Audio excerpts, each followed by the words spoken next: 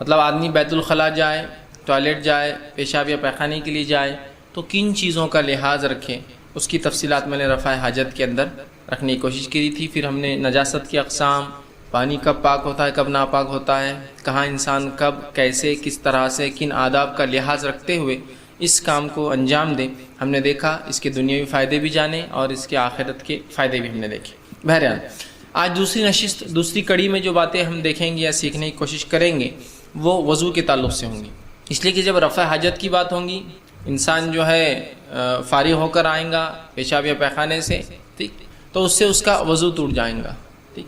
تو انشاءاللہ وضو کا دیکھیں گے، اور کچھ اعمال جن سے غسل ٹوٹ جاتا ہے اگلی کڑی میں پھر غسل کے تعلق سے تفصیلات رکھنے کی کوشش کروں گا۔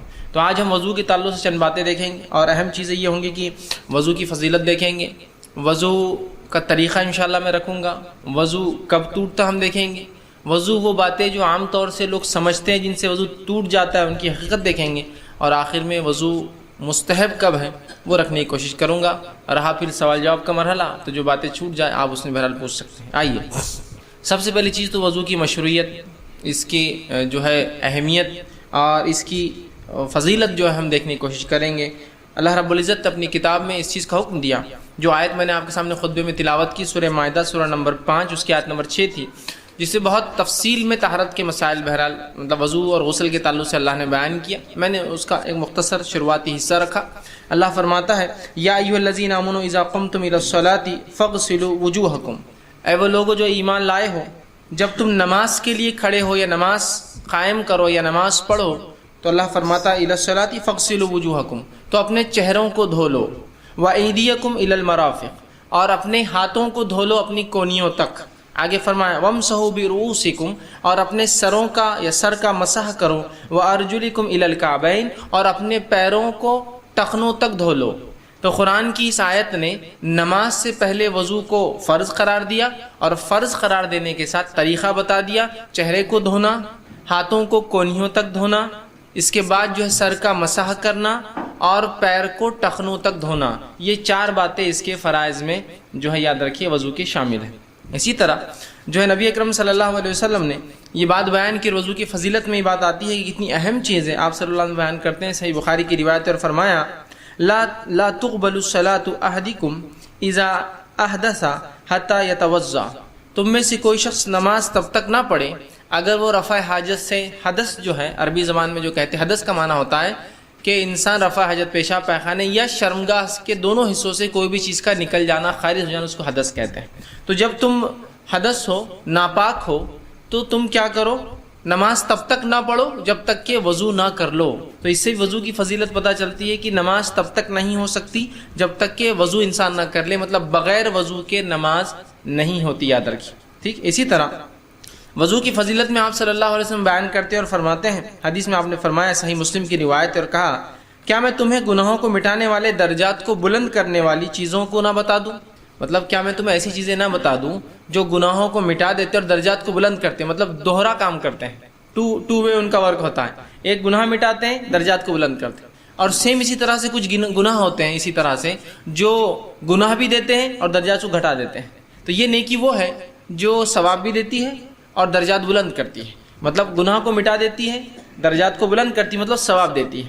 تو فرمایا کیا میں تمہیں ایسے اعمال نہ بتا دوں جو گناہوں کو مٹاتے ہیں، درجات کو بلند کرتے ہیں؟ حاضرین نے کہا، صحابہ نے کہا اللہ کے رسول صلی اللہ علیہ وسلم ہاں بالکل، ہمیں بتائیے ایسی چیز جو گناہوں کو مٹاتی ہے، درجات کو بلند کرتی ہے۔ تو آپ صلی اللہ علیہ وسلم نے فرمایا اور کہا ناپسندیدگی کے باوجود جو ہے اچھی طرح سے وضو کرو۔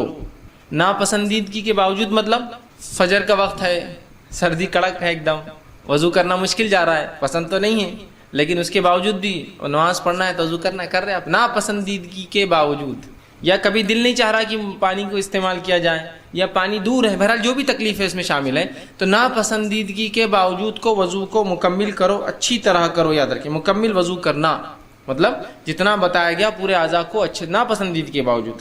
دوسرا عمل فرمایا اور کہا مسجد کی طرف چلنا اور ایک نماز کے بعد دوسری نماز کا انتظار کرنا، یہ دوسرا عمل ہے۔ پہلا عمل وضو کو اچھے سے کرنا ناپسندیدگی کے باوجود، یہ نیکیوں گناہوں کو مٹاتا ہے، نیکیوں کو بڑھاتا ہے، درجات بلند کرتا ہے۔ دوسرا عمل مسجد کی طرف چلنا اور ایک نماز پڑھنے کے بعد دوسری کے لیے دل میں ایک کھٹک سی لگی رہنا کہ دوسری نماز چھوٹ نہ جائے، کہ چوک نہ جائے، بھول نہ جاؤں اس کا انتظار کرنا۔ اور کہ دشمن کے مقابلے میں جو ہے اپنے آپ کو تیار کرنا. 3 اعمال آپ نے بتائے. یہ 3 اعمال کرنے سے کیا ہوتا ہے؟ گناہ معاف ہوتے ہیں اور درجات جو ہے اللہ کے پاس بلند ہوتے ہیں. تو اس میں وضو کی فضیلت پتہ چلتی ہے. اسی طرح جو ہے موطا امام مالک کی ایک روایت ہے، آپ صلی اللہ علیہ وسلم فرماتے ہیں اور کہتے ہیں اور فرمایا مومن جب وضو کرتا ہے تو چہرہ دھوتا ہے. وضو کی فضیلت، مومن جب وضو کرتا ہے چہرہ دھوتا ہے. جب چہرہ دھوتا ہے تو جب آخری خطرات چہرے سے ٹپکتے ہیں تو وہ چہرے کی اور آنکھوں سے کیے گئے تمام گناہوں کو مٹا دیتے ہیں.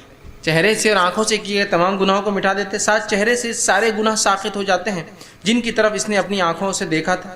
اور جب ہاتھ دھوتا ہے تو آپ سے فرماتے ہیں تو آخری خطرہ جب پانی کا گرتا ہے تو اس کے ہاتھ دھونے کے ساتھ ساتھ تمام گناہ جو اس کے ہاتھ سے ہوئے تھے وہ تمام جھڑ جاتے ہیں جن کو اس نے اپنے ہاتھوں سے پکڑا تھا یا ہاتھوں سے کیا تھا. لیکن یہ فضیلت یاد رکھیں صرف گناہ صغیرہ کے لیے، مطلب وضو سے جو گناہ معاف ہو رہے ہیں چہرے کے، ہاتھوں کے، تو یہ گناہ صغیرہ ہے. اس لیے کہ کبائر کے لیے توبہ شرط ہے، صغائر کے لیے نماز سے نماز پڑھنا، وضو کرنا، غسل کرنا، طہارت کا اہتمام کرنا، لوگوں سے ملاقات کرنا، رشتوں کو قائم رکھنا، بہت سی ایسی باتیں آتی ہیں جو جتنی بھی آتی ہے گناہ معاف کرنے کی وہ صغائر ہوتے ہیں. کبائر بڑے گناہ بغیر توبہ کے معاف نہیں ہوتے، کہ چھوٹے گناہوں کی بات ہوتی ہے. تو تمام صغائر آپ کے چہرے سے جو ہوتے ہیں، آنکھوں سے جو ہوتے ہیں، عام الفاظ میں اگر لیا جائے اس کو تو وضو کا پانی جن جن اعضاء پہ لگ رہا ہے جب وہ وہاں سے نتھر کر جاتا ہے تو ان اعضاء کے گناہ معاف ہو جاتے ہیں. چونکہ عموماً گناہ انسان چہرے سے کرتا ہے، آنکھوں سے، منہ سے، کان سے، اور دوسرا ہاتھوں سے. پیر سے عموماً گناہ نہیں ہوتے ذاتی طور سے، ہاتھ ملوث ہوتے ہیں وہ ہوتے. ٹھیک، تو بہرحال تو اس لیے کہا کہ چہرے کے، آنکھوں کے اور ہاتھوں کے گناہ معاف ہو جاتے ہیں. تو الحمدللہ کتنی بڑی فضیلت ہم دیکھ رہے ہیں وضو کی، یاد رکھیں. اور وضو یہ مستقل عبادت ہے، یاد رکھیں یہ مستقل عبادت ہے. آگے انشاءاللہ عزیز بات رکھوں گا. ٹھیک، اب وضو کے اندر اس کی کچھ فرائض اور سنتیں ہم دیکھ لیتے ہیں. میں فرائض اور سنت کو الگ الگ اس لیے بیان کر رہا ہوں، اس لیے نہیں کہ آپ فرق کریں اور صرف فرائض سے عمل کریں اور یا صرف سنت ہے. میں اس لیے الگ کر رہا ہوں صرف سمجھنے کے لیے، تاکہ کبھی کوئی چیز چھوٹ جائے تو آپ کو علم ہو کہ میں نے سنت چھوڑی ہے تو کوئی مسئلہ نہیں، نماز ہو جائیں گی، وضو درست ہے. یا کبھی فرض چھوٹا ہو تو پھر آپ کو یقین ہو کہ فرض چھوٹا ہے لہٰذا آپ نماز نہیں ہوگی اس لیے کہ وضو نہیں ہوا. انشاءاللہ فرائض اور سنن رکھنے کے بعد اس کا پورا طریقہ بھی ایک وقت ایک ساتھ انشاءاللہ عزیز آپ کے سامنے رکھنے کی کوشش کروں گا، ایک ساتھ رکھنے کی کوشش کروں گا. ٹھیک، آئیے پہلے ہم وضو کے فرائض دیکھتے ہیں. ٹھیک، تو تاکہ یہ وہ چیزیں ہیں جن کے نہ کرنے سے وضو آپ کا اور ہمارا نہیں ہوگا، یاد رکھیے. ٹھیک، تو فرائض میں آپ کے سامنے رکھتا ہوں. سب سے پہلے وضو کے لیے جو چیز فرض ہے، جو ہر کام سے پہلے فرض ہے، وہ ہے نیت کا کرنا. نماز سے پہلے، روزے سے پہلے، زکوٰۃ سے پہلے، حج سے پہلے، ہر نیکی سے پہلے نیت کا کرنا ہے، یاد رکھیے. تو نیت کا کرنا یہ سب سے پہلا فرض ہے وضو میں بھی. ٹھیک، کہ ہم سب سے پہلے نیت کریں کہ ہم وضو کر رہے ہیں اللہ کے لیے اور اس نے جو ہم پر فرض عائد کیا اس نماز کے لیے. تو سب سے پہلے نیت کا کرنا یاد رکھیے، یہ سب سے پہلا وضو کا فرض ہے. اور آپ صلی اللہ علیہ وسلم نے ہر عمل سے پہلے کے بارے میں بتایا انما الاعمال بالنیات، اعمال کا انحصار، اعمال کا دار و مدار اعمال نیت سے ہوتے ہیں. تو لہٰذا سب سے پہلے ایک مومن نیت کر لے، یہ وضو کی پہلا فرض ہے. دوسرا وضو کا جو دوسرا فرض ہے وہ قرآن کی جو آیت میں نے تلاوت کی اس میں جو پہلی چیز تھی اللہ نے فرمایا فَغْسِلُوا وُجُوهَكُمْ، اپنے چہروں کو دھو لو. تو وضو کا دوسرا فریضہ ہے یا وضو میں جو دوسرا فرائض ہے وہ چہرے کو دھونا ہے. اب چہرہ عربی زبان میں جو کہتے ہیں وہ کتنے حصے کہتے بتا دیتا ہوں. پیشانی کے بال جہاں ہوتے ہیں، مختلف لوگوں کی پیشانیاں مختلف ہوتی، بڑی اور چھوٹی. پیشانی کے بال جہاں ہوتے ہیں وہاں سے لے کر تھوڑی کے خاتمے تک یہ چہرہ ہوتا ہے. پیشانی کے بالوں سے لے کر جہاں آپ کی چن کہیں گے تھوڑی جو ختم ہوتی ہے وہاں تک چہرہ ہوتا ہے، نیچے گلا شروع ہوتا ہے. ٹھیک، تو چہرہ یہاں سے یہاں تک. دوسرا کان کے اس حصے سے کان کے اس حصے تک، اتنے حصے کو چہرہ کہتے ہیں عربی زبان میں. سر کے بالوں سے لے کر جو شروع ہوتے پیشانی سے تھوڑی تک، کان کے ایک حصے سے لے کر کان کے دوسرے حصے تک یہ چہرہ ہے. تو دوسرا فریضہ وضو کا چہرے کو دھونا یاد رکھیے، اور مکمل دھلنا شرط ہے. تیسرا فریضہ جو وضو کے اندر وہ ہے وَأَيْدِيَكُمْ إِلَى الْمَرَافِقِ، قرآن کی آیت میں جو دوسری چیز بتائے گی وضو کے لیے کہ اپنے ہاتھوں کو کونیوں تک دھو لو. تو تیسرا جو ہے فریضہ وضو کے اندر ہے کہ ہاتھوں کو کونیوں تک دھونا، مکمل طور سے اوپر سے نیچے تک دھونا. اور یہ ہاتھ کونی مطلب پورا کونی کو شامل کر کے یاد رکھیے. کچھ لوگ بولتے کونیوں تک مطلب کیا کونی چھوڑ کر؟ نہیں، کونیوں تک سے مراد کونی کو شامل کر کے. تو مکمل طور سے ہاتھ دھوئیں گے، کونی کو آپ اس کے اندر ملا لیں گے، یاد رکھیے. ٹھیک ہے، کونیوں تک. ٹھیک، تو یہ تیسرا فریضہ ہے۔ چوتھا فریضہ جو ہے وہ یہ ہے وَامْسَحُوا بِرُؤُوسِكُمْ، اور اپنے سر کا مسح کرے، اور اپنے سر کا مسح کرے۔ سر کا مسح یہ چوتھا فریضہ ہے۔ مسح سے مراد سر کے جو بال شروع ہوتے پیشانی کے اوپر سے، ہاتھ کو گیلا کر کے آپ آگے سے پیچھے لے جائیں گے، یاد رکھیے۔ اور سنت طریقہ یہ تھا کہ نبی اکرم صلی اللہ علیہ وسلم پیچھے سے پھر اس کو لوٹا کر آگے واپس لاتے ہیں۔ تو یہ جو ہے چوتھا فریضہ ہے کہ ہم جو ہے اپنے سر کا مسح کرے، جس کے لیے آپ پانی ہاتھ لگائیں گے اور لے کر پیشانی کی شروع ہوتا ہے، مطلب سر کے بعد بال شروع ہوں گے، تو سر سے مطلب پیشانی کی جو بال شروع ہوتے ہیں وہاں سے پیچھے لے جائیں گے گدی تک، مطلب گردن کے نچلے حصے تک جہاں بال ختم ہوتے ہیں، ٹھیک ہے، نیچے لے جائیں گے۔ اور پھر رسول اکرم صلی اللہ علیہ وسلم سنت تھی آپ واپس لے کر آتے، اس کو خالی چھوڑنا نہیں ہے، آپ کو واپس اس کو پلٹا کر لانا ہے ہاتھ کو، تو پیچھے لے جائیں گے اور پھر واپس لائیں گے۔ خواتین جو ہے وہ پیچھے لے جائیں گی، اب چونکہ ان کی گردن کھلی نہیں ہوتی ہے تو لہٰذا وہ گردن کے بالوں تک ہاتھ لے جائیں گی اور پھر واپس لائیں گی۔ چونکہ خواتین کی گردن کھلی نہیں ہوتی ہے تو خواتین سر کا مسح پانی میں ہاتھ ڈال کر بالوں تک لے جائیں گی جو گردن ہوتے ہیں اور پھر واپس لائیں گی۔ مرد حضرات پانی میں ہاتھ بھگا کر پیچھے تک لے جائیں گے اور واپس لائیں گے گدی تک پیچھے کی، ٹھیک۔ تو چوتھا فریضہ تھا وَامْسَحُوا بِرُؤُوسِكُمْ، اپنے سر کا مسح کرے۔ پانچواں جو فریضہ ہے، جو فرض ہے وضو کے فرائض میں سے، وہ یہ ہے وَأَرْجُلَكُمْ إِلَى الْكَعْبَيْنِ، اور اپنے پیروں کو ٹخنوں تک دھو لو۔ اپنے پیروں کو ٹخنوں تک مطلب ٹخنا پورا مکمل پیر کا دھلنا چاہیے، یاد رکھیے، ٹھیک۔ تو لہٰذا پوری انگلیاں، پورا پنجہ ٹخنے کو ملا کر یاد رکھیے، ٹھیک ہے، وہاں تک آپ کو پیروں کو دھونا ہے۔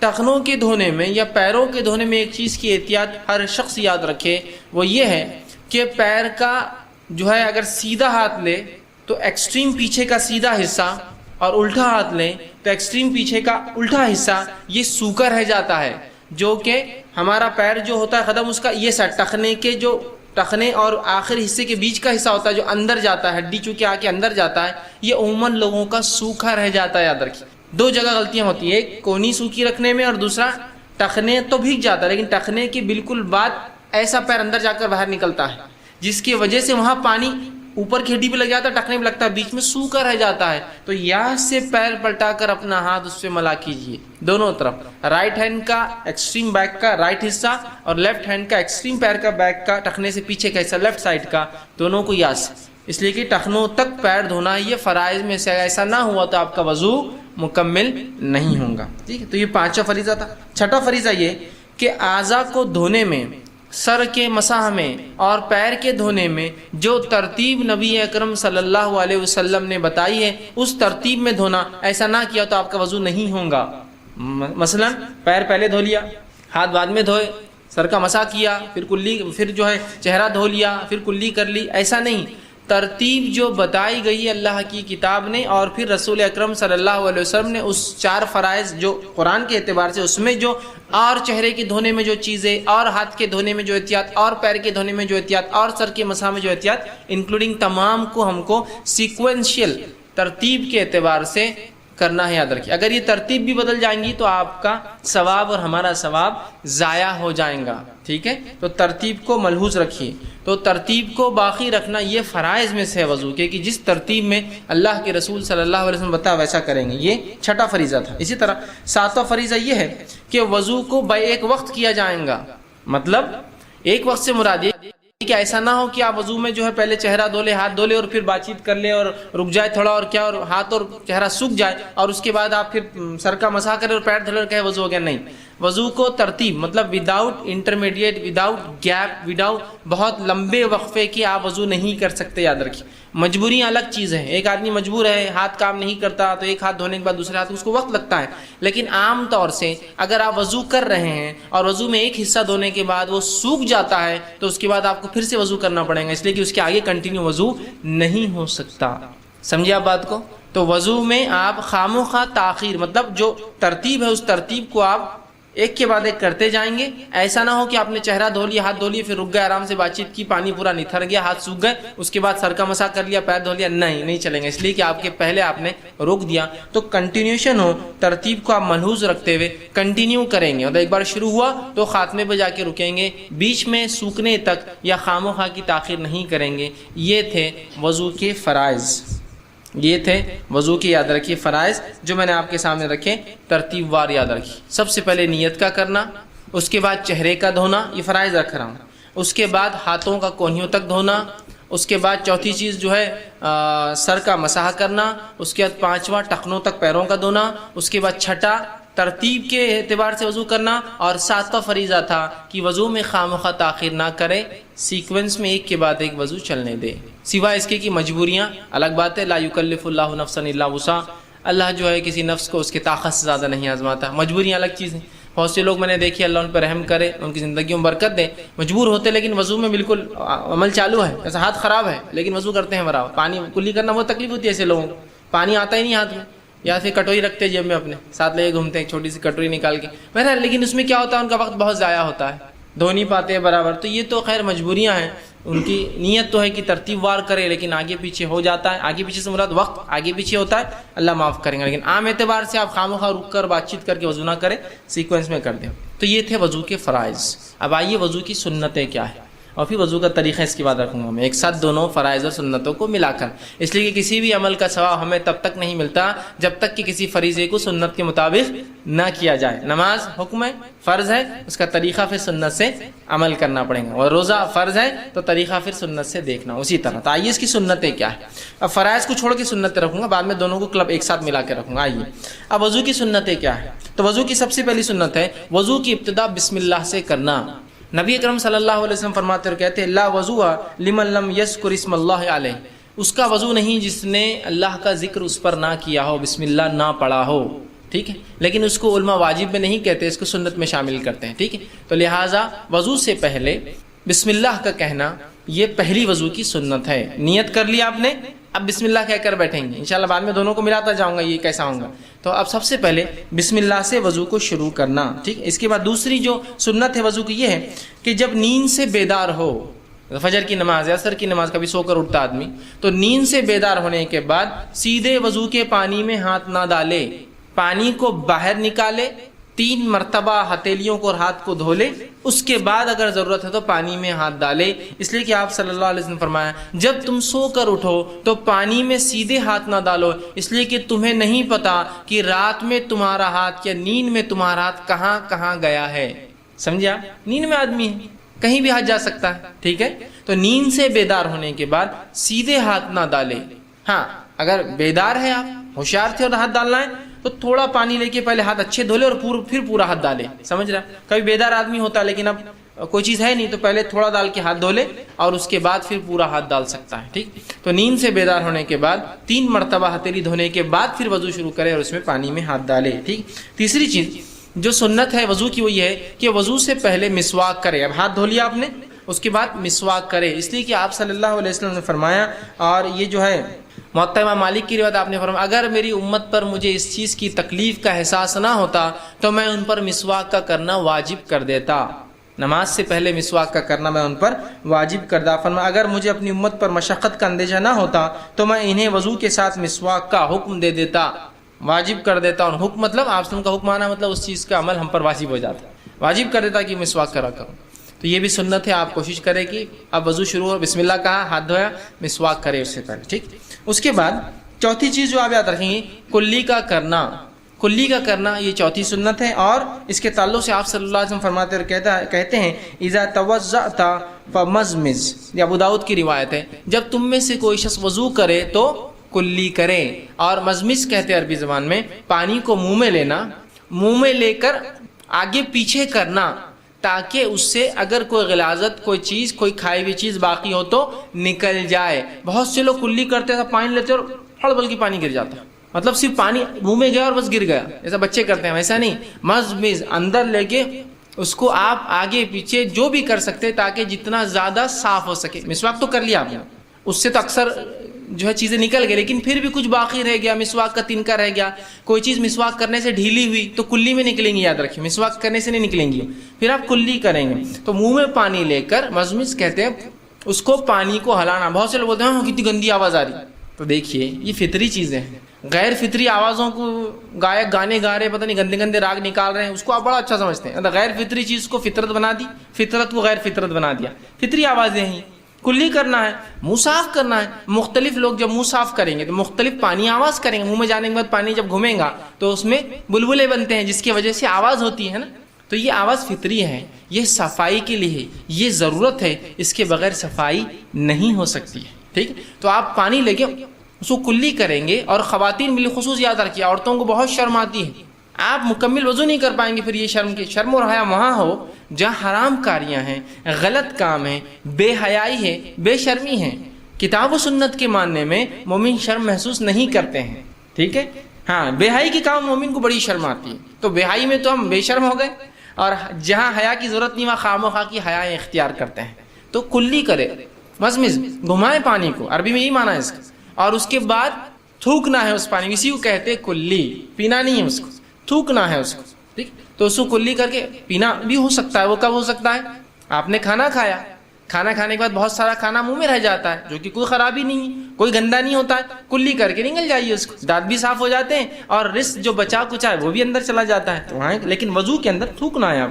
تو آپ نے کلی کی اور اس کو آپ تھوک رہے ہیں. ٹھیک، تو جو وضو کے اندر جو چوتھی چیز آپ کریں گے وہ کلی کا کرنا ہے. اور کچھ علماء نے اس کو فرائض میں بھی شامل کیا ہے، یاد رکھیے کچھ علماء نے اس کو فرائض میں بھی شامل کیا، لیکن بہرحال عمومی اعتبار سے زیادہ تر نے اس کو سنت ہی کہا ہے.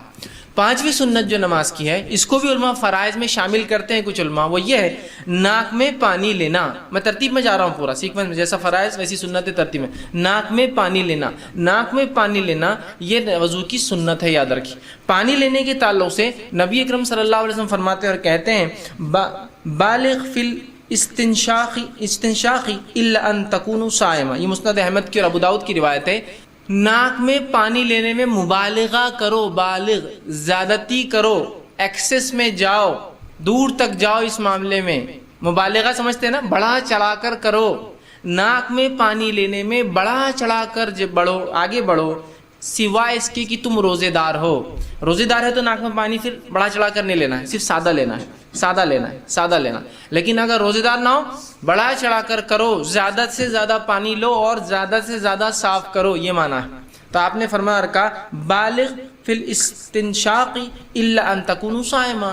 مبالغہ کر، زیادہ کر ناک میں پانی لینے کے معاملے میں سوائے اس کے کہ تو روزہ دار. روزہ ہونے میں کیا ڈر ہے کہ اندر حلق میں پانی چل جائے گا، ناک سے بھی پانی جاتا ہے. تو لہٰذا روزہ دار نہیں، لیکن اگر آپ روزے سے نہیں ہیں تو مبالغہ کیجئے، پانی کھینچ کے پھر اس کو جھاڑیے، ناک کو صاف کیجئے. ناک میں پانی لے جا اور اس میں مبالغہ. اور کیوں یہ مبالغہ کرنا ہے؟ صفائی کی نیت سے. ہمارے پاس بہت سے لوگ وضو کرتے ہیں، کلی لیا ویسے ہی تھوک ڈالا پانی، اور پانی ناک میں نہیں لیتے، پانی کو لیا لے گئے ناک تک، ٹھیک، اور خالی اور پانی وہی ٹپک رہا ہے، خالی ٹچ کر کے لاتے ہیں. خاص طور سے خواتین میں بڑا ہوا ہے، نہیں وہ کھینچے تو میرے کو تکلیف ہو جاتی، وہ ایسا ہو جاتا، اندر چل جاتا، جلن ہوتی، یہ ہوتا، فلاں ہوتا. ارے میرے بھائی، ارے میری بہن، دیکھو جو ناک کی جلن اور وہ ہے وہ صاف نہیں کرنے سے ہے. یہ ناک صاف کرنا بڑا اہم ہے. ناک میں اللہ رب العزت نے ہمارے ناک کو اس طرح سے ایئر کنڈیشن کیا، اس طرح سے بنایا کہ ناک میں اس کچھ غدود ہوتے ہیں جو اندر جو ہے کچھ قسم کے مادے چھوڑتے ہیں جو بعد میں غلاظت کہلاتی ہے، لیکن پہلے ابتدائی مرحلے میں ان کا ہونا بہت ضروری ہے. جیسا منہ میں تھوک آتا ہے، منہ میں تھوک نہ آئے تو کیا تکلیف ہو سکتی ہے آپ گمان بھی نہیں کر سکتے، امیجن نہیں کر سکتے. صرف ایک نوالا چبا کے کھا لے بغیر تھوک کے تو اسے پتہ چلے گا تھوک کا کتنی اہمیت. لیکن تھوک دے تو غلاظت ہے، جب تک منہ میں ہے. سمجھ رہے بات کو؟ سمجھ رہے آپ؟ تو اسی طرح ناک کے غدود جو ہے کچھ مادوں کو چھوڑتے ہیں، جو مادے آپ کے ناک کو گرم اور ٹھنڈی ہواؤں کو کنٹرول کرتے ہیں. لیکن ہوتا یہ کہ تھوڑی دیر بعد وہ جم کے سخت ہو جاتے ہیں ناک کے دونوں طرف. جن کو یہ وضو کم از کم مومن کریں گا تو 5 وقت ان کو دھو کر نکالیں گا. دھونے کی بنیاد پر نئے غدود، پھر غدود نیا مادہ چھوڑتا ہے، ناک اور فریش رہتی ہے، سانس لینا اچھا لگتا ہے. بہت سے لوگ ڈل، پریشان محسوس کرتے، تو میں کہتا ہوں ناک اچھے سے دھویا کرو، اس اس لیے کہ ناک اچھے سے نہیں دھونا بہت ساری بیماریوں کی چونکہ سانس بہت امپورٹنٹ ہے، یاد رکھیے سانس اگر درست نہیں ہوگی تو آپ کی تمام جیسے آپ سانس برابر نہیں لی جا رہی تو آدمی پھر سکون محسوس نہیں کرتا ہے، بے اطمینان ہو جاتا ہے، فریشنس نہیں آتی اس میں. ایک تو چہرہ، اور اگر آپ ناک دھوئے تو دیکھیے آپ کتنے فریش محسوس کرتے ہیں. کوئی بھی انسان نیند میں سے اٹھے چہرہ اور ناک دھولے فریش، ناک نہیں دھلیں گے آپ رننگ کریں گے تکلیف، کام کریں گے تکلیف، سانس چلتے رہتی ہے. تو بہت سے مردوں اور عورتوں کو سانس کی شکایت نہیں ہوتی، ناک بند ہونے کی شکایت ہوتی ہے، جس کی وجہ سے وہ پریشان ہوتے ہیں. ناک دھوتے نہیں برابر، دھوئیے، مبالغہ کیجیے، کھینچیے پانی کو، صاف کیجیے، چھاڑیے اس کو، ایک دم کلین کیجیے، ٹھیک. اور بہت ضروری یاد ہے، بہت ضروری، اس میں کوئی شرم محسوس مت کیجیے. بہت کم میں نے اور آدمیوں کو دیکھا میں ناک میں پانی ڈال کے بالکل بہترین ناک صاف کرتے ہیں، ہاں صاف ہوتی ہے اس جھاڑ رہے ہیں. عورتیں کبھی نہیں ایسا لگا کہ ایسا کونے میں دیکھتے کوئی دیکھ رہا تو نہیں ادھر جا کے، اگر ہے بھی تو اس کو مادے کو تو دبا دو اور چھپا دو. چیخ بھی لینے میں حیا محسوس کرتے ہیں، جو فطری چیز ہے ان میں حیا کی کیا چیز ہے. ہاں جمائی لینے میں حیا کیجیے، جمائی لینے سے اصل میں لوگوں کا کہا کہ جمائی مت لو، جمائی کے ذریعے شیطان امت مسلمہ پہ سستی طاری کرتا ہے. تو جمائی کو روکو، آ رہی تو منہ مت کھولو، اس کے کھل گیا تو بند کرو. تو وہاں تو جمائیاں پوری فل لے رہے ہو، چیخ آ رہی تو اس لیے کہ ایٹیکیٹ کے خلاف ہے چیخ لینا. کیسی عجیب بات ہے نا، جو شریعت بتا رہی ہے کہ چھینک لو، جمائی کو روکو، جمائی لے رہے ہیں اور چھینکوں کو روک رہے ہیں. تو ناک صاف کیجیے، بہترین انداز سے صاف کیجیے، جھاڑیے اس کو، پھوکیے. صاف کرنا اس کو بھی کچھ علماء نے فرائض میں قرار دیا، اس لیے کہ آپ سب نے ایک حدیث میں فرمایا جو صحیح مسلم کی روایت ہے، 10 چیزیں فطرت میں، اس میں سے ایک کہا ناک کو صاف کرنا. تو اس اعتبار سے وہ کہتے ہیں یہ فرض میں ہے، لیکن بہرحال اکثر نے اس کو سنت میں داخل کیا. تو یہ تھی 5ویں سنت. 6ٹھی سنت جو ہے داڑھی کا خلال کرنا. اگر داڑھی آپ کی گھنی ہے، ہلکی داڑھی ہے تو پھر تو آپ کو پورا چہرہ دھونا پڑے گا. ہلکی ہلکی داڑھی جو رکھتے ہیں پورا دھونا پڑے گا، جس میں جلد دکھتی ہے. لیکن داڑھی گھنی ہے، بڑھ رہی ہے، تو ظاہر سی بات ہے چہرہ دھل نہیں سکتا نیچے کا، تو اس کو خلال کرنا پڑے گا. خلال مطلب پانی لے کے تھوڑی تک ڈالیں گے اور ملیں گے. ایگزیکٹلی پورا بھیگنا ضروری نہیں ہوگا، اس لیے کہ وہ ہو بھی نہیں پائیں گا. چھوٹی موٹی داڑھی پھر میری داڑھی میں بھی ہو سکتا ہے دھل جائے، لیکن جن کی اور گھنی ہو اتنی بڑی آ گئی تو اب کیسا دھوئیں گے اندر ڈال کے؟ تو خالی اٹھا کر خلال سمجھ رہے ہو؟ خلال مطلب اندر سے تھوڑی کو لگا دیں گا، تھوڑی کو پانی لگنے کے بعد باہر سے دھو لیں گا، خلال. تو یہ سنت داڑھی کا خلال. لیکن جن کا دکھ رہا ہے اس کی، جیسا میری جلد دکھتی ہے پوری، داڑھی ہلکی ہلکی ہے میری، کچھ لوگ چھوٹی رکھتے ہیں اس وجہ سے، کچھ لوگوں کے روئے ہوتے ہیں، کچھ لوگوں کی جمال ہونے جلدی، تو ان کو تو پورا دھونا پڑے گا. لیکن جن کے گھنے آ جاتے ہیں بہت مشکل ہوتا ہے، تو تھوڑی کا خلال اور باقی جگہ ہاتھ ڈال کے اوپر سے کریں. ٹھیک ہے، یہ سنت ہے. اسی طرح جس چیز کو آپ یاد رکھیں گے جو 7ویں چیز ہے، ہر عضو کو کم از کم ایک بار دھونا فرض اور 3 بار دھونا سنت ہے. ہر عضو کو 7ویں سنت، ہر عضو کو آپ 1 سے لے کر 3، سر کا مسح صرف ایک بار ہوگا، یاد رکھیے. 1 سے لے کر 3 تمام اعضاء کو آپ دھوئیں گے، سر کا مسح صرف ایک مرتبہ. 1 بار دھونا فرض اور 3 بار دھونا سنت ہے. تو 1 2 3 پانی کی اویلیبلٹی کے اعتبار سے، سہولت کے اعتبار سے یو کین گو آن جتنا آپ چاہیں. ایک بار اتنا ہی پانی ہے کہ ایک بار ہو سکتا تو 1 ٹائم، اس سے زیادہ ہے تو 2 ٹائم، اس سے زیادہ ہے تو 3 ٹائم. 3 ٹائم بہت اچھا عمل ہے، اس لیے کہ انبیاء کی سنت میں سے یہ ہے کہ ہر اعضاء کو 3 بار دھونا. ٹھیک ہے، تو آپ بھی 3 بار دھوئیے اس کو. ٹھیک ہے، تو 3 بار دھونا میکسیمم ہے، یاد رکھیے. ٹھیک.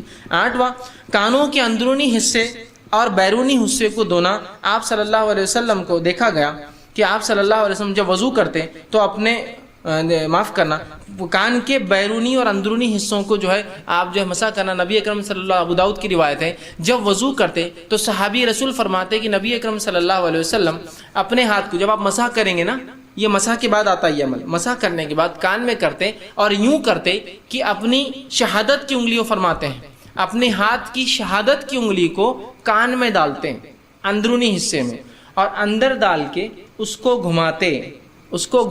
کانوں کا خلال گھمانے سے مراد ایسا گھمائے کہ پورا کان گیلا ہو جائے، گیلے سے سینس پانی لگ جائے. تو آپ نے کیا اور آپ اندر ڈال رہے ہیں، یہ آپ نے ڈالا تو یہ ہو گیا، اور اس کے بعد آپ اس کو پورا گھمائیں گے، یہ حصہ اور یہاں واپس لائیں گے. ٹھیک، اس میں کوئی شرم کی بات نہیں. خواتین بہت سی بار اس میں عورتوں کا بڑا مسئلہ ہوتا ہے، کچھ چیزوں کمپلیکیٹ سمجھتے ہیں کچھ، تو آپ پورا گھمائیں گے. تو کان میں ہاتھ ڈالا، یوں لیا اور پورا گھما. حدیث میں دیکھا گیا کہ آپ یہ انگلی سے کانوں کے اندر کرتے، آپ دونوں کرنا ہے آپ کو ایک ساتھ. آپ نے پانی لیا، سر کا مسح کیا، اور اسی بچے پانی سے آپ کرتے تھے، اندر ڈالا اور یوں کر کے دونوں آپ نے کر لیا کان ہوئے. اس کے بعد نبی کے وسلم پھر انگوٹھوں سے اپنے ہاتھ کے کانوں کا بیرونی حصہ صاف کرتے، پہلے اندرونی انگلیوں سے، اس کے بعد انگوٹھے سے آپ بیرونی حصہ، باہر کا حصہ صاف کرتے. اس کے لیے آپ الگ سے پانی نہیں لیتے، اسی پانی میں کرتے تھے، مطلب مسح کے بچے ہوئے. چونکہ مسح میں یوں جا کے ہاتھ آیا واپس، اس کے بعد کانوں میں گیا، اور جب کان ختم ہوئے تو وہیں آپ نے اس کو کر لیا. یہ ہوا کانوں کا خلال. ٹھیک، اس کو مکمل دھونا نہیں جس طرح سے آپ چہرے کو دھو رہے تھے. خلال مطلب صرف پانی کا ٹچ ہو جانا کافی ہے، بہنا ضروری نہیں. خلال، ٹھیک، تو کانوں کا خلال کرتے. اس کے بعد 9ویں چیز، ہاتھوں اور پیروں کی انگلیوں میں نبی اکرم صلی اللہ علیہ وسلم خلال کرتے. آپ کے تعلق سے آتا ہے جو ہے ابن خزیمہ کی روایت ہے، جب تو وضو کر تو اپنے ہاتھ اور پاؤں کی انگلیوں کا خلال کر. آپ نے ایک صحابی کو جب تو وضو کر، خلال کیا ہوتا ہے؟ جب ہاتھ دھوئیں گے ہو سکتا ہے یہ حصے کیا ہوتے ہیں، سوکھے رہ جاتے ہیں، اور دوسرا یہ ہوتا ہے کہ یہ حصوں میں عام طور سے جلد جھڑتے رہتی ہے نکل کے. دیکھیے سردی میں بھی آپ کی انگلیوں کے یہ حصے پورے وائٹ ہو جاتے ہیں، نہا کے آئیے وائٹ ہو جاتے ہیں، تو وہاں پانی نہیں لگتا ہے. تو خلال سے کیا کریں گے آپ؟ اس سے پانی لگ جائیں گا ان حصوں میں. تو ہاتھوں کی اور پیروں کی انگلیاں اور امپورٹنٹ ہے، اس لیے کہ پیر جو ہے عموماً پیروں کی 2-3 انگلیاں پوری چپکی ہوئی ہوتی ہے ایک دوسرے سے، جس سے پانی ان میں نہیں جاتا. ٹھیک، تو خلال سے کیا کریں گے آپ؟ الٹے ہاتھ سے آپ سیدھے پیر سے شروع کریں گے. خلال کر انگلی کے اندر سے بیچ میں، یہ چھوٹی کر انگلی سے الٹے پیر سے شروع کریں. اندر وضو کے پانی کے ڈالنے کے بعد ایسا انگلی ڈال کے نکالیں گے. سمجھو پیر کا پنجہ ہے میرا، یہ اس میں ڈال کے نہیں، اس کو بولتے ہیں خلال. جب رائٹ کا ہو گیا پھر لیفٹ کی طرف جائیں گے، اور دونوں عمل یہ سیدھے پیر اور الٹے پیر کی خلال الٹے ہاتھ سے کرنا ہے آپ کو، یاد رکھیے. اور چھوٹی انگلی سے آپ کر سکتے ہیں، اس کے علاوہ جو آپ کو سہولت ہو پھر یاد رکھیے، اس لیے کہ یہ سب سے آسانی سے جاتی ہے اندر.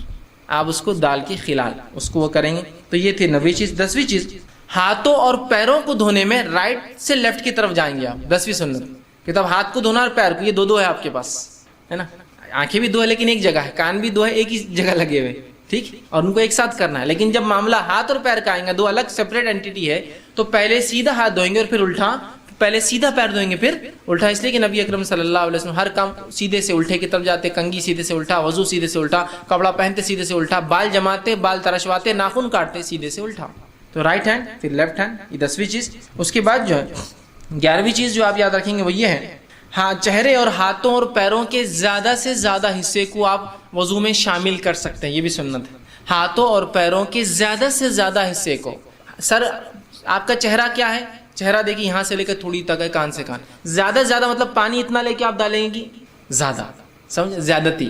وضو کر رہے ہیں آپ تو کونیوں تک ہے نا، زیادتی کر سکتے ہیں. اس لیے کہ نبی اکرم صلی اللہ علیہ وسلم فرمایا اور کہا، صحیح بخاری کے صحیح مسلم کی روایت ہے اور بخاری میں بھی آتی ہے، متفق علیہ روایت ہے، قیامت کے دن میری امت کے چہرے اور ہاتھ اور پاؤں وضو کے آثار کی وجہ سے منور ہوں گے، چمکیں گے، جو ہے وہ نور کے جیسے چمکیں گے. اور آپ نے فرمایا تم میں جو اپنی چمک کو لمبا کرنا چاہتا ہے تو لمبا کرے، مطلب جتنا حکم ہے اس کو مکمل تکمیل ایکسٹینڈ تک لے جائے، اس کے میکسیمم. کہ آپ کونی دھو رہے تو کونی تو آ گئی، لیکن آپ ہاتھ کو یوں بھی کر لے سکتے تاکہ کہیں اندیشہ نہ ہو اور زیادہ ایکسٹینڈ. لیکن اس کا ہرگز مطلب نہیں کہ آپ ہر بار غسل کر کے نکلے وضو کے نام پر کہ بھائی زیادہ ہے تو پھر بڑھتے ہی جائے، وہ معنی نہیں ہے اس کا. لیکن جتنا پرفیکٹنس تک جا سکتے ہیں، میکسیمم چیزوں کو ایک ہی اس میں آپ دھو لے سکتے ہیں، یہ مراد ہے. اور آپ صلی اللہ علیہ وسلم کو ایک مرتبہ دیکھا گیا کہ آپ وضو کر رہے تھے اور جب ہاتھ دھوئے پانی زائد تھا تو اور آپ کو سہولت تھی تو آپ نے ہاتھ کو اوپر تک دھویا، زیادہ تھا کر لیا. کھلے ہوں گے آپ، کپڑے بھیگنے کے کوئی چانس نہیں ہوں گے تو آپ نے کر لیا. اور ایک مرتبہ دیکھا گیا وضو کر رہے تھے، وضو کرتے ٹکنے سے آپ نے کافی اوپر تک پیر دھوئے. سمجھ رہے آپ؟ تو زیادہ تھی. یہ بھی سنت ہے کہ آپ میکسیمم کوریج دیں اپنے چہرے کو، میکسیمم کوریج دیں ہاتھ کو، میکسیمم کوریج دیں پیروں کو، تاکہ وہ چمکنے والے اعضاء ہیں. ٹھیک. اسی طرح 12ویں چیز، وضو کے بعد دعا پڑھے. وضو سے پہلے ایک دعا بسم اللہ، وضو کے دوران کوئی دعا نہیں، اشہد ان لا الہ، لوگ چہرے مارتے اشہد ان لا الہ الا اللہ. ہاتھ دھو رہے ایک دعا، پیر دھو رہے ایک دعا، مسح کر رہے ایک دعا، کلی کر رہے ایک دعا، کان کا خلال ایک دعا، انگلیوں کا خلال ایک دعا، داڑھی دھو رہے ایک دعا. مطلب اتنی دعائیں کہ ایک وضو خانے میں نے ایک مرتبہ دیکھا جو شروع ہو رہے ہو بسم اللہ سے تو 25-30 دعائیں وضو ہونے تک. مطلب ہر سنت اور ہر فرض پہ ایک دعا نہیں، ابتدا میں ایک دعا بسم اللہ، وہ لا الہ الا اللہ یا اشہد ان لا الہ الا اللہ سے منہ دھونا بھی سنت سے ثابت نہیں، سب بدعات ہے، یاد رکھیں. اور وضو کے خاتمے پر ایک دعا. کیا دعا تھی جو آپ وسلم پڑھتے تھے؟ آپ صلی اللہ علیہ وسلم کے تعلق سے آتا ہے اور آپ صلی اللہ علیہ وسلم فرماتے ہیں، صحیح مسلم کی اور جامع ترمذی کی روایت ہے کہ نبی اکرم صلی اللہ علیہ وسلم جو وضو کرتے تھے پڑھتے اشہد ان لا الہ الا اللہ وحدہ لا شریک لہ واشہد ان محمدا عبدہ ورسولہ اللہم اجعلنی من التوابین واجعلنی من المتطہرین. یہ دعا کہ میں گواہی دیتا ہوں کہ اللہ کے سوا کوئی معبود برحق نہیں، اور میں گواہی دیتا ہوں کہ محمد اس کے بندے اور رسول ہے. اے اللہ مجھے، اللہم اجعلنی من التوابین، اے اللہ مجھے توبہ کرنے والوں میں شامل کر، تیری طرف رجوع کرنے والے میں شامل کر، واجعلنی من المتطہرین، اور مجھے طہارت حاصل کرنے پاکیزہ لوگوں میں، پاکیزگی والوں میں شامل کر.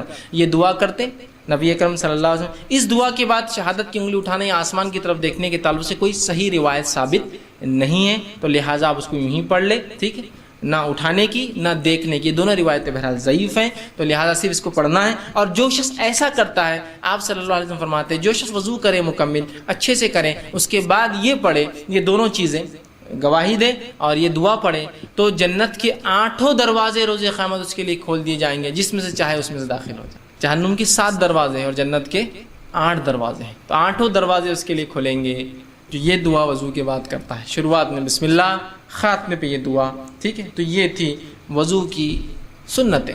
چلیے اب وضو کے فرائض دیکھ لیے، وضو کی سنتیں دیکھ لی، اب پورا وضو دیکھ لیتے ہیں ایک ساتھ، تاکہ دونوں کلب ہو جاتے، دونوں باتیں مل جاتی، فرائض سنتیں۔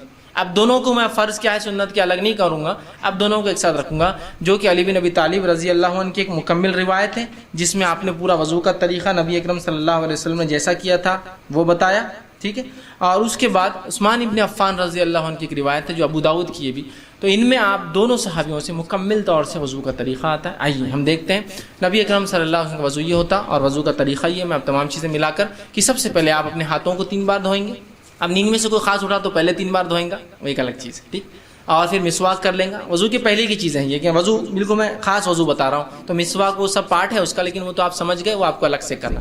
اب وضو کی بات کر رہے ہیں ہم صرف، تو وضو کے لیے آپ سب سے پہلے جو ہے اپنے ہاتھوں کو دھوئیں گے 3 مرتبہ، اور ہاتھ سے مراد یہ پنجہ ہے پورا، کلائی جس کو بولتے ہیں، پنجہ جس کو بولیں گے پورا، ٹھیک۔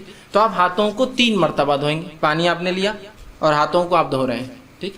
ہاتھوں کو آپ نے 3 مرتبہ، ایک بار پانی لیا اس کو دھویا، دوسری بار پانی لیا پھر دھویا، اور تیسری بار پانی لیا۔ نل چالو ہے تو نل کے نیچے رکھیے اور ہاتھ دھوئیے، چونکہ لینے میں الگ مسئلہ ہے، پانی گر رہا ہے تو بہت سہولت ہوتی ہے، پانی کا نل کھولیے اور اس میں آپ اس کو آسانی سے ہوگا۔ 3 مرتبہ آپ نے ہاتھوں کو دھویا، ٹھیک، 3 مرتبہ، ٹھیک۔ اب یہ بات یاد رکھیے 3 مرتبہ سے زیادہ دھونا یہ گناہ اور حرام ہے، 3 مرتبہ میکسیمم۔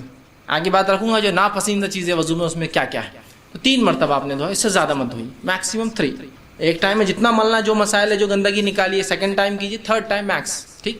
تو 3 مرتبہ آپ نے ہاتھ دھویا، ہاتھ دھونے کے بعد پانی لیا آپ نے اور سیدھے ہاتھ سے کلی کرنا ہے، آپ کے یاد رکھیے، پانی لیا آپ نے اور آپ کلی کر رہے ہیں، منہ پانی لیا اور کلی کر رہے ہیں۔ کلی میں زیادتی ہوں گی کہ آپ غرارہ کر سکتے ہیں، لیکن وہ روزے سے ہو تو غرارہ نہ کریں، لیکن کر سکتے ہیں، اس لیے کہ زیادتی میں آئیں گا، مکمل کلی میں شامل ہوگا۔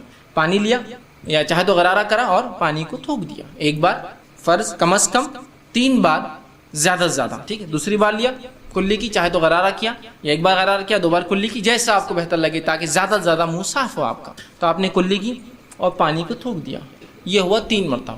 اس کے بعد آپ نے پانی لیا اور ناک میں پانی آپ چڑھائیں گے، ناک میں پانی لے کے ناک کو صاف کریں گے 3 بار، ایک بار کم از کم، 3 بار زیادہ سے زیادہ۔ ناک میں پانی لیا اور ناک کو جھاڑا، صاف کیا، پھر پانی لیا 3 بار۔ اس کے بعد پانی لیا اور چہرے کو آپ دھوئیں گے۔ چہرہ ہوتا ہے سر کے بالوں، پیشانی کے بالوں سے لے کر تھوڑی گلے سے اوپر کا حصہ، یہ کان سے یہ کان۔ پانی لیا اور آپ اس کو دھو رہے ہیں، پانی لیا اور دھو رہے ہیں۔ جب آپ پانی چہرے پہ مارے تو آنکھ وہ سب انکلوڈ کر لے اس کے اندر، ٹھیک، اور آپ اس کو دھو رہے ہیں 1 بار، 2 بار اور تیسری بار میکسیمم، ٹھیک۔ اس کے بعد جو ہے آپ پھر جو ہاتھ دھوئیں گے، ہاتھ کے لیے پہلے سیدھا شروع کریں گے، سیدھے ہاتھ پہ پانی لیا آپ نے اور اس کو پانی اگر کوئی چیز میں سے اٹھا رہے، برتن یا مرتبان میں سے، تو اٹھا کر آپ ڈالیں گے اور پھر اس کو ملیں گے۔ اگر نل چالو ہے تو آپ نل کے نیچے ہاتھ ڈالیں گے اور اس کو ملیں گے، ٹھیک۔ تو یہ پورا آپ نے یوں لیا اور یہ مل لیا 1 بار، یا آپ نل چالو تو نل میں بھی آپ سیدھا ڈالنے کے بدلے ایسا لے کر اس کو آرام سے مل سکتے ہیں نل بند کر کے، 1 بار 2 بار میکسیمم 3 ٹائمز، ٹھیک۔ اس کے بعد پھر الٹے ہاتھ آپ شروع کریں گے، الٹے ہاتھ کا، اور اسی دوران اس کا خلال بھی کر لے سکتے ہیں آپ چاہے تو، ٹھیک۔ اس کو دھوئیں گے، ٹھیک۔ یہ ہوا دوسرا ہاتھ۔ اس کے بعد آپ پانی لیں گے اور پانی لے کر مسح کریں گے۔ مسح کے لیے آپ پیشانی کے جو بال شروع ہوتے ہیں وہاں سے، جہاں تک ہم نے چہرہ دھویا تھا اس کے اوپر کا حصہ، بالوں سے پیچھے جائیں گے گدی تک اور پیچھے سے واپس آئیں گے۔ خواتین جو ہے چونکہ ان کی گردن کھلی نہیں ہوتی تو پیچھے جائیں گی گردن تک اور گردن سے واپس آ جائیں گے۔ مرد گردن تک جا کر پورا واپس آئیں گے، ٹھیک، واپس آئے اور اسی اسٹروک میں ایک ہی اس کے اندر جا کے آپ آئیں گے، اسی اس میں پھر آپ کان کا خلال، دونوں کان میں انگلیاں ڈالی، اندر کے لیے یہ انگلی استعمال کریں گے شہادت کی، اور باہر کے لیے دونوں انگوٹھے، ایک ہی اس میں دونوں کام کر رہے ہیں، ٹھیک ہے۔ تو سر کا مسح کے ساتھ ہی یہ ہوگا۔ نبی اکرم صلی اللہ علیہ وسلم سے الگ سے پانی لینا اس معاملے میں ثابت نہیں، لیکن علماء کہتے ہیں اگر سوکھ جائے مکمل اور پانی بچا ہی نہ ہو تو الگ بات ہے، آپ لے لیں، لیکن عموماً آپ ایسا کر کے ایک کریں۔ ہو گئے کان۔ اب کانوں کے بعد آپ کو جو ہے پیر پر آنا ہے آپ کی، اور پیر آپ پہلے سیدھا پیر دھوئیں گے، ٹخنوں کے پیچھے کا حصہ خاص طور سے یاد رکھیے سوکھا رہ جاتا ہے. آپ نے ایک صحابی کو دیکھا اور کہا احتیاط کیا کرو، یہ سوکھا رہ جاتا ہے. ٹخنوں کا پیچھے کا، سیدھے ہاتھ کے ایکسٹریم رائٹ پیر کے پیچھے کے ایکسٹریم رائٹ کا، اور الٹے پیر کے پیچھے کے ایکسٹریم لیفٹ کا سوکھا رہ جاتا ہے. تو اس کو اچھے سے آپ وہ کریں گے، ٹخنوں تک، ٹخنے مطلب انکلوڈ پورا اس کو دھوئیں گے، اور الٹے ہاتھ سے خلال انگلیوں کو پیروں کے بیچ میں صاف کریں گے، خلال کریں گے. تو یہ ہوا وضو. یاد رکھیے ایک بار کم از کم دھوئیں گے، 3 بار زیادہ دھوئیں گے. پانی کا کم سے کم استعمال کریں گے، ٹھیک ہے، اس لیے کہ پانی کو زیادہ بہانا، اس کی زیادتی، اس کو اسراف کرنا شریعت نے جو ہے اس بات کو بالکل جو ہے پسند نہیں کیا ہے. یاد رکھیے. اسی طرح ایک غلط فہمی جو ہوتی ہے وہ یہ ہے کہ ہم لوگ جب مسح کرتے ہیں سر کا تو مختلف علاقوں مختلف مسح کے طریقے ہوتے ہیں. کچھ جگہ مسح کا طریقہ اس طرح سے ہوتا ہے کہ ایک آدمی مسح کرتا ہے، مطلب یہاں سے شروع ہوتا ہے ہر چیز کو وہ بوسہ لیتے ہوئے چلتا ہے اوپر کی طرف اور پھر پیچھے جاتا ہے. کچھ لوگ ہوتے پیچھے جاتے چوم کر. چومنا یہاں ثابت نہیں ہے سنت سے، ٹھیک. چومتے ہیں، ناک کو بھی ہاتھ لگاتے ہیں، پیشانی کو لگاتے ہیں. کچھ لوگ چومتے اور پیشانی پہ جاتے ہیں، کچھ لوگ چومتے نہیں اور آگے جاتے ہیں، آنکھ پہ ہاتھ لگاتے ہیں. یہ کچھ بھی ثابت نہیں. آپ کو صرف بھگانا ہے اور پیچھے گئے اور آگے آ گئے، اس میں چبنا اور وہ کرنا ثابت نہیں. ایک دوسرا، کچھ لوگ گردن کا مسح کرتے ہیں، اس کا مختلف طریقے، ایسا بھگانا، یہ اس کے اتنے فائدے فلاں ہیں. گردن کا مسح کسی صحیح روایت سے ثابت نہیں ہے. اس کے اپنے فائدے ہوں گے، فائدوں سے ہم کو انکار نہیں، اس لیے کہ جسم کو دھونے کے فائدے ہوتے ہی ہیں، تو آپ الگ سے دھوئیے اس کو، آپ کو دھونا ہے تو. لیکن گردن کا اسپیشل مسح، ہاں گدی پہ جانے تک کچھ پانی چلے جائے کوئی مسئلہ نہیں، اسپیشل مسح کرنا یہ سنت سے ثابت نہیں ہے. کسی صحیح روایت سے گردن کا مسح کرنا ثابت نہیں ہے. یاد رکھیے، ٹھیک ہے. تو لہٰذا آپ پانی ہاتھ ڈالا، سیدھا ہاتھ کو لے گئے، واپس لایا، کانوں کا خلال کیا، یہ کام فنش. کوئی چومنا اور کوئی گردن کا مسح اس کے بعد ثابت نہیں. بہت سے لوگ یوں کر کے یوں جانے کے بعد ہر عبادت میں ان کو اپنی شک ہوتا ہے. اور شک کیوں نہ ہو، مولوی صاحب بتاتے ہیں احتیاطاً، جیسا جمعہ کی نماز 2 رکعت فرض ہے، احتیاطاً ظہر پڑھ لینا، تو وہ احتیاط کیا کرتے ہیں؟ دیکھیے سر کا مسح کرتے پہلے تو یوں بہت چومتے اوپر تک جاتے ہیں، یہ احتیاط عمل ہے. یہ بھیگا نہیں ہوگا تو یہ بھیگا نہیں ہوگا تو یہ بھیگا نہیں ہوگا. پھر واپس آنے کے بعد کان کا خلال کرنے کے بعد ایکسرسائز شروع ہوتی، کچھ تو بھی ایسا بہت دیر تک یوں کرتے. کیوں؟ بولے احتیاطاً یہ سوکھا رہ گیا ہوگا تو احتیاطاً یہ سوکھا رہے گا، احتیاطاً یہ سوکھا رہے گا، احتیاطاً. ارے پہلے 3 بار دھو لیا نا بیوقوف آدمی، اب کیا احتیاط پھر سے؟ پھر تو احتیاطاً فجر کی 2 پڑھ کے پھر 2 پڑھ، پھر ظہر کی 4 پڑھ کے پھر 4 پڑھ، زکات دینے کے بعد ڈبل زکات دے احتیاطاً، پہلی قبول نہیں ہوں گی تو حج کرنے کے بعد پھر ایک حج کرے. احتیاط مطلب امت کو ہر چیز میں شک میں ڈال دیا. یہ احتیاطاً کیوں؟ 3 بار تم دھو چکے ہو نا پہلے اتنی احتیاط سے، اب کیا احتیاط کی ضرورت ہے؟ تو مسح کرنے کے بعد ایسا بیٹھ جاتے اور بالکل ایک وہ طریقہ رہتا، اس کے لیے اس تک کلاسز لگانا پڑیں گے. یا کوئی آدمی دور سے دیکھے اگر چائنیز یا ملے اوریجن کا ہو تو اس نے سمجھے کچھ تو بھی، یہ تو کراٹے کی ایکسرسائز بھی کر لیتے ہیں اپنی عبادت میں، ان کے کراٹے وراٹے شامل. کیوں؟ تو وہ اتنے ایک دم ٹیکٹفلی ہوتا ہے، بالکل یوں ایسا ایک دم بالکل ٹیکٹفلی چلتا ہے. تو آپ خالی دیکھنا اس کو کیا چل رہا ہے اس کو. اور اگر اپن نہیں کرے تو بعض والا اپنے کو دیکھتا، کون آگے بولتا تم ایسے کیوں نہیں کر رہے، پہلے تو گردن چھوڑ دیے اور پھر وہ ایکسرسائز بھی نہیں کر رہے، کھڑے رہے. ٹھیک. تو پہلے جب تم نے دھو لیا تو پھر تم کو کیا احتیاط کی ضرورت؟ مجھے سمجھ میں نہیں آتا. احتیاط غیر ضروری احتیاطیں ہیں، جہاں ہونا وہاں نہیں ہے، جہاں نہیں ہونا وہاں ہے، کچھ بھی نہیں ہو گیا. اب ڈبل ریپیٹ نہیں کرنا ہے کوئی چیز کو آپ کو احتیاط. ہاں یہ الگ بات ہے کہ آپ نے وضو کیا اور کسی نے کہا کوئی چیز آزاد سوکھا رہ گیا، تو ایک الگ بات ہے. اور یاد رکھیے وضو کر لیا، کر اٹھے اور آپ نے اپنے آپ کو پوچھنا شروع کر دیا. یاد رکھیے وضو کے بعد اپنے جسم کو پوچھنا بھی سنت ہے. یاد رکھیے نبی اکرم صلی اللہ علیہ وسلم کے تعلق سے ماں عائشہ فرماتی ہے آپ صلی اللہ علیہ وسلم نے خاص تولیہ تھا جو آپ نے اٹھا کر رکھا تھا. آپ وضو کرتے تو اس سے پوچھتے، نہاتے تو اس سے پوچھتے، تو یہ بھی سنت ہے. اب آپ اٹھے وضو کرنے کے بعد آپ نے تولیے سے پوچھ لیا. اب پوچھنے کے بعد کسی نے کہا پنڈلی سوکھی رہ گئی تھی، اوہو، تو اب کیا کریں گے آپ؟ اب آپ کو پورا وضو کرنا پڑے گا، اس لیے کہ آپ نے کچھ اعضاء کو سکھا لیا تھا. اگر پورے اعضاء گیلے ہوتے اور آپ کھڑے ہوتے اور کسی کو کہتا پنڈلی رہ گئی، آپ کی کونی رہ گئی، چہرہ رہ گیا، فلاں رہ گیا، تو آپ فوراً بیٹھ کے اتنے حصے کو دھو لیتے تو وضو ہو جاتا. لیکن اگر وہ سوکھا رہ گیا، آپ اٹھ گئے اور ایک بھی اعضاء سوکھ گیا، تو اس کے بعد آپ کو پھر سے وضو کرنا ہوگا. آپ سب سے ایک صحیح روایت ثابت ابو داؤد کی روایت ہے، ایک صحابی اٹھے جن کے پنڈلی کے بارے میں آتا، دیکھیے پنڈلی نہیں ہے، جو ٹخنے کے پیچھے کا حصہ ہوتا ہے، وہاں ناخن کے برابر ایک حصہ سوکھا تھا. جب آپ کو ان کو بتایا گیا تو آپ صلی اللہ علیہ وسلم فرمایا وضو پھر سے کر، کیونکہ ان کے اعضاء سوکھ چکے تھے. اتنے چونکہ کیا ہوتا ہے جب آپ دیکھیے دھوئیں گے، ایک آدمی کام دھندے بزنس سے آیا، کام کاج سے آیا اور دھویا، اور جو حصہ نہیں دھلانا وہ بالکل وائٹ الگ چمکتا ہے، اور جب دھل گیا اس کا کلر چینج ہو جاتا ہے، تو کوئی پہچان سکتا ہے اس نے کوئی نہیں برابر نہیں دھویا۔ بچوں کو دیکھیے آپ، چہرہ دھوتے ادھر کا پورا باقی رہتا، آپ بولتے بیٹا یہ نہیں دھلا، کیسے پہچانا؟ ادھر پانی سے صفائی، ادھر سے وائٹنس دکھتی الگ، تو ویسا پہچانا تو کہا پھر سے کر۔ لیکن گیلے میں ہے تو خالی آپ جا کے گیلا کر لیجیے، گیلے میں مطلب اٹھے اور کسی نے کہا بھائی صاحب تو آپ دھو لیجیے، سوکھ گیا تو پھر سے آپ کو وضو دوبارہ دہرانا ہو۔ اب وضو میں ناپسندیدہ امور کیا کام ہم وضو میں نہیں کریں گے؟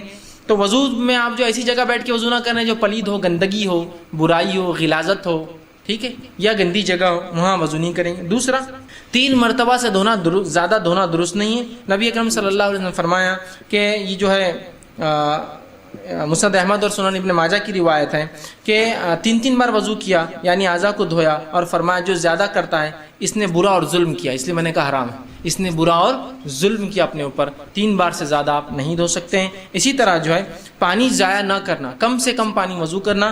نبی اکرم صلی اللہ علیہ وسلم کے تعلق سے تھا آپ 1 مد پانی میں وضو کرتے، 1 مد کی کوانٹٹی جو ہوتی ہے 650 گرامز ہوتی ہے، 650 گرام، جس کو اگر آپ ملی لیٹر میں کنورٹ کریں تو 750 ملی لیٹر ہوتا ہے۔ پون لیٹر میں آپ وضو کرتے تھے، پون لیٹر 750 ملی لیٹرس آف واٹر۔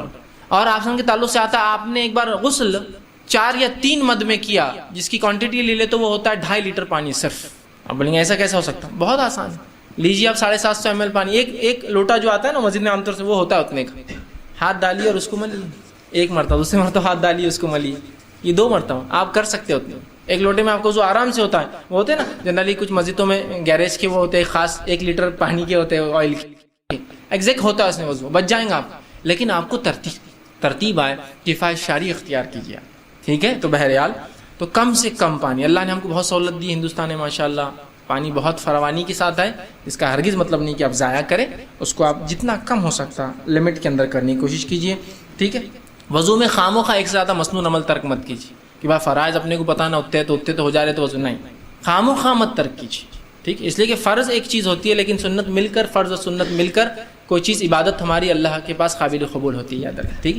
تو لہٰذا اس پہ سنت خواہ زائد سنتیں ترک نہ کریں، میکسیمم کرنے کی کوشش کریں، ٹھیک۔ تو یہ تھا وضو کے فرائض کے سنت طریقہ۔ اب وضو کن چیزوں سے ٹوٹ جاتا ہے وہ بھی دیکھ لیں، بہت معمولی اور بہت کم چیزیں ہیں، یاد رکھ لیجیے، فائدہ ہوگا کہ وضو کب ٹوٹتا ہے۔ نہ بہت سے لوگ میوزک سنے تو وضو ٹوٹتا کیا؟ کوئی بچے کو میں ننگا دیکھ لیا نماز کے وضو میں حالت میں، کیا میرا وضو باقی رہا کیا؟ مختلف چیزیں، میں نے فلاں کام کر لیا، سیمنٹ میں ہاتھ ڈال دیا، وضو میرا باقی رہا کیا؟ میں گیرے سے کام کرتا آئل لگ گیا، وضو میرا باقی، مطلب کچھ بھی چیزیں۔ اب کن چیزوں سے وضو ٹوٹتا ہے بتا دیتا ہوں، باقی چیزوں سے سمجھ جائیے نہیں ٹوٹتا ہے، ٹھیک ہے۔ آئیے تو وضو کن چیزوں سے ناقص ٹوٹ جاتا ہے وہ باتیں ہم دیکھتے ہیں۔ پیشاب اور پیخانے کے راستے سے کچھ بھی نکل جاتا ہے وضو ٹوٹ جاتا ہے، کچھ بھی نکل جاتا ہے وضو ٹوٹ جاتا ہے، کچھ بھی، پیشاب نکل گیا، پیخان نکل گیا، منی نکل گئی، مزی نکل گئی، ودی نکل گئی، ندی نکل گئی، اس کے علاوہ ہوا خارج ہوئی، کچھ بھی ہوا تو وضو ٹوٹ گیا۔ اب بہت سے لوگ بولتے ہیں پیشاب پیخانہ سمجھ میں آ رہا کہ ہم دھو لیتے لیکن ہوا خارج ہوئی تو کیوں ٹوٹ جاتا ہے؟ اصول ہے کوئی چیز بھی خارج ہونے سے وضو ٹوٹ جاتا ہے، کچھ چیزوں کو صاف کرنا ہوتا ہے، کچھ چیزوں کو صاف نہیں کرنا ہوتا ہے، سمپل، اتنا ہی سادہ ہے۔ تو کوئی بھی چیز نکل جائے پیشاب اور پیخانے کے راستے سے تو آپ کا وضو ٹوٹ گیا، پہلا وضو کا ناقص۔ شرمگاہ سے کوئی چیز کا نکلنے سے وضو ٹوٹ جاتا ہے، پہلا۔ دوسرا، لیٹ کر گہری نیند لینے سے وضو ٹوٹ جاتا ہے، یاد رکھیے، ٹھیک۔ پہلی جو روایت تھی جو میں نے کہا پیشاب یا پیخانے سے وضو ٹوٹ جاتا ہے یا کوئی بھی چیز، اس کے تعلق سے صحیح بخاری کی روایت ہے، آپ نے فرمایا کہا لا يقبل الله الصلاة احدكم اذا احدث حتى يتوضا۔ اللہ تعالیٰ اس شخص کی عبادت کو قبول نہیں کرتا، نماز کو، جس کو حدث کہتے ہیں، پیشاب یا پیخانے کے راستے سے کچھ بھی نکل جائے، نکلا ہو اور اس نے وضو نہ کیا، وہ قبول نہیں ہوتی۔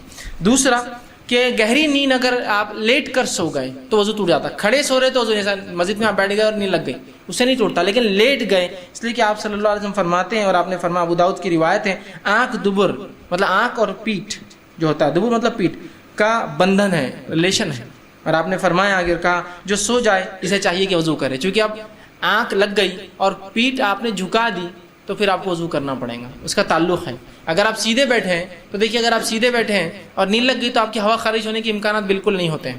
آپ اگر لیٹ گئے تو آپ ہو سکتا ہے کیا ہوا ہوگا آپ کو پتہ نہیں۔ تو نیند سے بذات خود وضو نہیں ٹوٹتا، نیند کی وجہ سے چونکہ آپ سیدھے نہیں تھے، لیٹ گئے، وضو ٹوٹ چکا ہوگا ہو سکتا ہے، ٹھیک۔ تو دوسرا وضو ٹوٹنے کا یہ ہے۔ اسی طرح تیسرا، بے ہوشی یا نشہ یا جنون چڑھنے سے وضو ٹوٹ جاتا ہے، اس لیے کہ ان حالات میں آپ نے کیا کیا آپ کو علم نہیں، ہوا خارج کر دی ہوں گی، پیشاب پیخانہ نہیں کیا آپ کو علم بھی نہیں ہوتا ہے، مجنون ہو گئے۔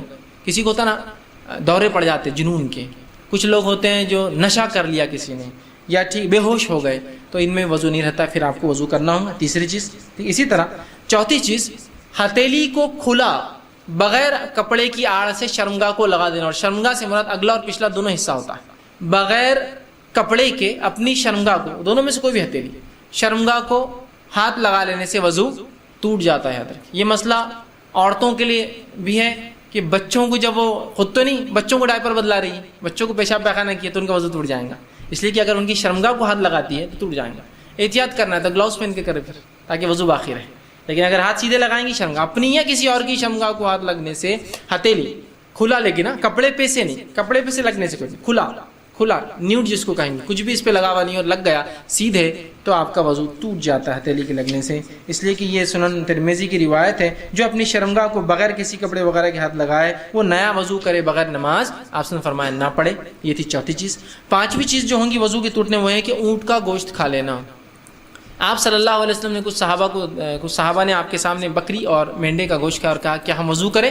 آپ نے کہا ضرورت نہیں۔ پھر ایک صحابی نے اونٹ کا گوشت کھایا اور کہا کہ ہم وضو کریں؟ تو کہا وضو کر لیں۔ اسی طرح آپ صلی اللہ علیہ وسلم کو دیکھا کہ آپ نے جب اونٹ کا گوشت کھایا تو آپ وضو کرتے، اس کے بغیر نماز نہ پڑھتے، تو اونٹ کا گوشت کھانے سے وضو ٹوٹ جاتا ہے۔ اسی لیے بہت سے لوگ اگر دعوت دیتے ہیں اور اونٹ کا گوشت ہو تو ان کو بولنا پڑے گا اونٹ کا گوشت تھا، تاکہ جو لوگ وضو سے ان کو پھر سے وضو اب دہرانا ہوگا۔ ٹھیک ہے، تو یہ تھے وہ چیزیں جن سے وضو ٹوٹ جاتا ہے، بس اتنی ہی۔